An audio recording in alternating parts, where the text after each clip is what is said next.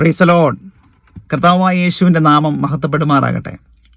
കഴിഞ്ഞ ദിവസത്തെ പ്രാർത്ഥനകളിൽ എൻ്റെ അകത്ത് വന്നൊരു ചിന്ത ഞാൻ ഷെയർ ചെയ്യാൻ ആഗ്രഹിക്കുകയാണ്. എൻ്റെ യേശു കർത്താവാണ്. എല്ലാ മഹിമകളും വെടിഞ്ഞ് താണഭൂമിയിലേക്ക് എൻ്റെ യേശു ഇറങ്ങി വന്നു. അബ്രഹാമിൻ്റെയും ദാവീദിൻ്റെയും ഒക്കെ പ്രാർത്ഥന കേട്ടവരെ അനുഗ്രഹിച്ച അതേ ദൈവം അബ്രഹാമിൻ്റെ താഴേക്കിറങ്ങി, ദാവീദിൻ്റെ താഴേക്കിറങ്ങി. പുതിയ നിയമത്തിൽ എഴുതിയിരിക്കുന്നു, അബ്രഹാമിൻ്റെ പുത്രനായ ദാവീദിൻ്റെ പുത്രനായ യേശു ക്രിസ്തുവിൻ്റെ വംശാവലി. യേശുവിൻ്റെ ഗ്രാഫ് പോകുന്ന പോക്ക് കണ്ടില്ലേ? താഴേക്ക് പോകുന്നു. എത്ര ചെറുതായി എൻ്റെ യേശു. ഒരു സാധാരണക്കാരനും എത്താത്ത താഴ്ചയിലേക്ക് ഇറങ്ങുവാൻ എൻ്റെ യേശു ഒരു മടിയും കാണിച്ചില്ല. യേശുവിൻ്റെ ക്രൂശ് മരണത്തിൽ കാണുന്നവരൊക്കെ മുഖം മറച്ചു കളഞ്ഞു.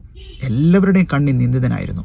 യേശു ക്രൂശെടുത്ത് പകുതി വഴി ദൂരം എത്തിയപ്പോൾ, മുമ്പോട്ട് പോകാൻ കഴിയാതെ വന്നപ്പോൾ, ഒരടിമയെ വിളിച്ച് യേശുവിൻ്റെ ക്രൂശിൻ്റെ അറ്റം ചുമക്കാൻ നിർബന്ധിച്ചു. അവനൊരു അടിമയായിരുന്നു. അദ്ദേഹത്തിൻ്റെ പേര് ഷീമോൻ എന്നായിരുന്നു. പക്ഷെ അദ്ദേഹം പോലും മടി കാണിച്ചു. അവനെ നിർബന്ധിച്ചു എന്നാണ് എഴുതിയിരിക്കുന്നത്. അത്രത്തോളം യേശു താണ നിലത്തിലേക്ക് ഇറങ്ങി. പക്ഷേ ഒരു കാര്യം പറയട്ടെ, താണ നിലത്തിലെ നീരോടുവെന്ന് ഞാൻ ആരൊക്കെയോ പറഞ്ഞ വാക്കുകൾ ഓർക്കുക.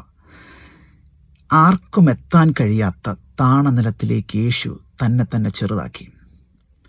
ആർക്കും കിട്ടാത്ത ചില ഉറവകളിലേക്ക് യേശു കണക്റ്റായി. പരിശുദ്ധാത്മാവിൻ്റെ ഉറവകളിലേക്ക് യേശു കണക്റ്റായി. ക്രിസ്തു കല്ലറകളെ അതിജീവിച്ച് കർത്താവ് ഉയർത്തെഴുന്നേറ്റു. ആ പരിശുദ്ധാത്മാവിൻ്റെ ഉറവ കല്ലറകളെ ഭേദിച്ചുകൊണ്ട് യേശുവിനെ ഉയർത്തെഴുന്നേൽപ്പിച്ചു. സകല നാമങ്ങൾക്കും മീതെയാക്കി വെച്ചു. അതേ യേശുവിൻ്റെ ശിഷ്യനായ പത്രോസിനോട് ദൈവം പറയുകയാണ്, നീ ജാതികളിലേക്ക് പോവുക. യഥാർത്ഥത്തിൽ പത്രോസിന് ഒരഭിപ്രായമുണ്ട്, ദൈവമേ, ഞാൻ യഹൂദന, അന്യജാതിക്കാരൻ്റെ അടുക്കൽ പോകുന്നതും അവനുമായി ബന്ധപ്പെടുന്നതൊക്കെ കുറച്ചില്ല, നിഷിദ്ധമാണ്.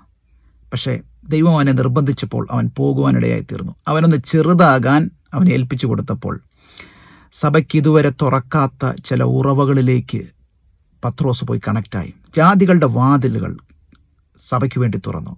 സഭയെ ദൈവം ഉയർത്താൻ തുടങ്ങി.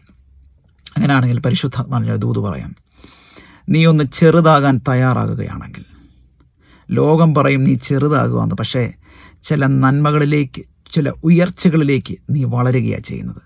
ഒരു പാട്ട് ഞാൻ ഓർമ്മിക്കുക, ഇത്ര ചെറുതാകാൻ നാം എത്ര വളരണം. അതെ, ചെറുതാകാൻ നാം ഒരുപാട് വളരേണ്ടിയിരിക്കുന്നു. ദൈവം നിങ്ങളെ ധാരാളമായിട്ട് അനുഗ്രഹിക്കട്ടെ.